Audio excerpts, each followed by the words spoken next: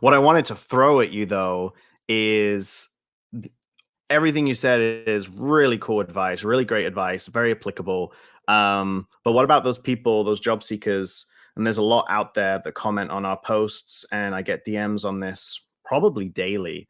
Of I had one today actually. I work in the defense space, and a mom has a son going to college to be an aerospace engineer. She asked me, she was like, "Does he need to be a content creator? Will that level up his chances of getting into the defense world?" And I said absolutely not. There's pros and cons to getting on social media, but it's not going to, at least in my space, it's not going to elevate you above the other qualified, educated applicants.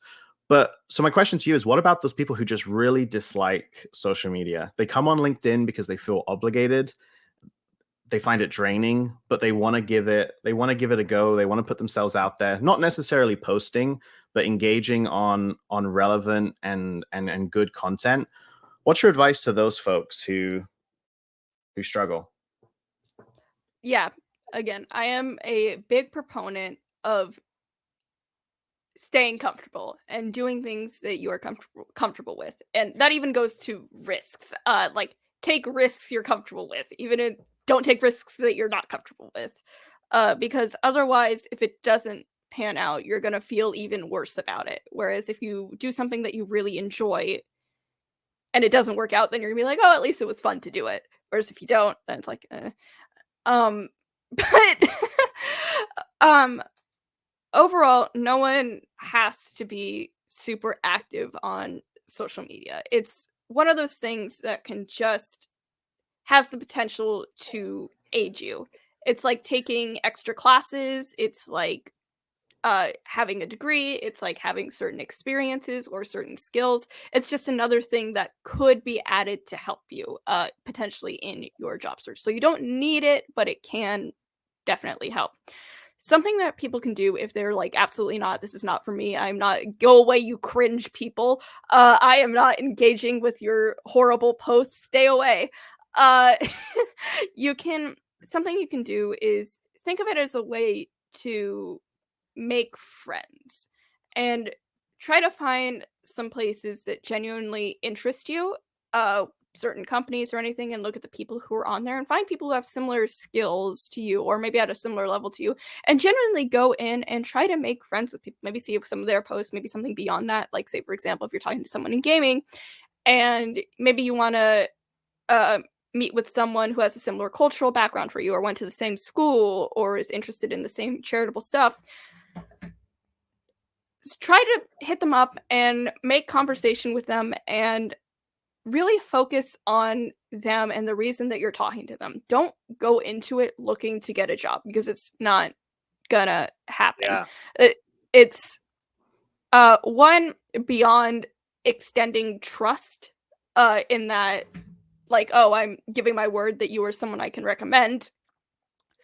Um the referral process and like putting someone in for a referral, like getting their resume, getting anything, like takes time. That's like 20-30 minutes of someone's day, which might not seem like a lot, but it's when you get this is also my message to anyone watching. I apologize if anyone here's ever messaged me and I have not responded. Please don't message me for referrals or job advice. I'm sorry. I physically cannot keep up with it. I get for every post I make, I get 1 to 500 messages in my inbox. I'm not a recruiter. Gosh. I don't Wow. have positions to fill and I cannot keep up with it, and there are times where I just close my computer and I know a lot of these Run messages away. are really nice and heartfelt and you guys put a lot of work into them, but I physically can't keep up. What you can do instead of messaging me is look at who likes my posts and see if there's anyone in the specific fields that are on there and make friends with them. Because they you have a much better chance of response rate from maybe one of them who isn't so much interested in talking about content, uh, interested in posting their own content. So they might not have as many people messaging them for advice and feedback or anything. And again, when you reach out to people, make sure you're keeping it about them. Why keep them know that you're interested in talking about them and what they're interested in, not trying to shoehorn yourself into your network. Another thing is understand that like your content, there's a chance that people are not going to like your content. There's also a chance that the people that you reach out to are either going to not respond or not vibe with you. And that's okay.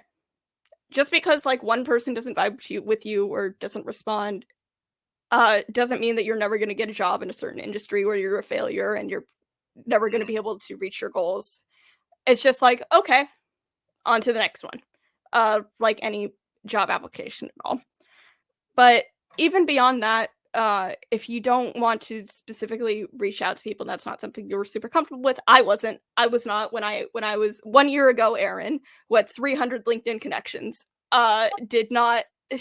Yeah, I made my first real LinkedIn post on July 17th of 2022. Wow. That's Yeah, insane. That's insane growth. Well done, Aaron. And now Kudos. thank you. you're like at the top of the food chain. It's Yeah, now crazy. you're It's like weird. superstar. I I really like what you said in kind of an indirect way. You said take the job out of it. Like LinkedIn can feel like a job, like the commenting, the posting, the engaging, it can be job like. For those people, listening that really think that just really don't enjoy it, but they feel obligated to help their job hunt, just take the job out of it. Just like you said, go on, make friends, get into group chats, get into LinkedIn groups, comment on stuff that resonates with you.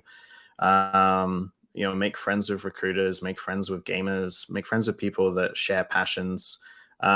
Treat it more as a social site, and not so much as I have to comment on this big recruiter's content because then they'll help me get a job. I got to comment on this talent marketing specialist, then everyone will see me because I've commented on their stuff.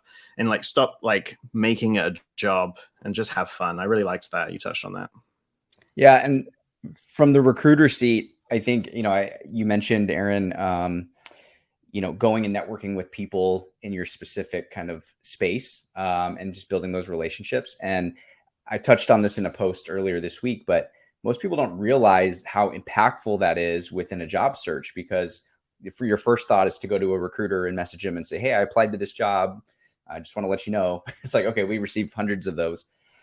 What actually tends to move the needle more is if you can get on the radar of a person on that team. Maybe it's the hiring manager, maybe it's someone that's like an associate or a colleague.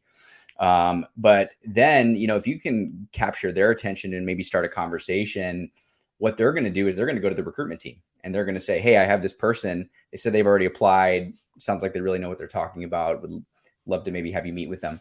And you'd be surprised how much that impacts, the recruitment process. Now, recruiters like me, we try to just kind of stay as equitable as possible within our process, but still we always do those courtesy conversations for people that are referred to us internally.